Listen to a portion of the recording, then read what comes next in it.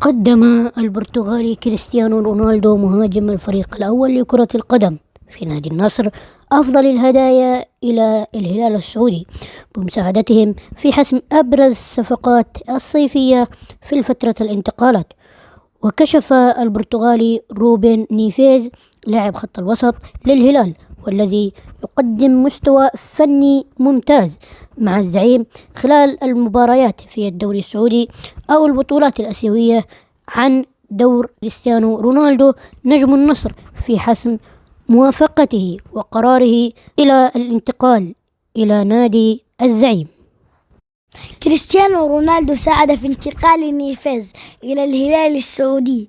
وأكد نيفيز في تصريحات نقلتها صحيفة أوغوغو أن كريستيانو رونالدو تواصل معه قبل الانتقال إلى صفوف الهلال وساعده في حسم قراره بالموافقة على العرض السعودي. وتابع رونالدو لم يكن منزعجا من أمر انتقاله إلى نادي الهلال، خاصة أنه يعد لاعب هام لجميع البرتغاليين ويقدم مستويات مميزة مع فريقه نادي النصر.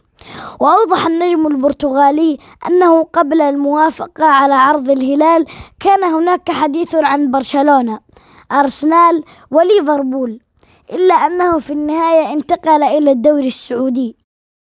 وكان لاعب الوسط البرتغالي نيفيز قد انتقل إلى صفوف الهلال في الميركاتو الصيفي قادما من ولفرهامبتون الإنجليزي في صفقة بلغت قيمتها المادية 47 مليون يورو.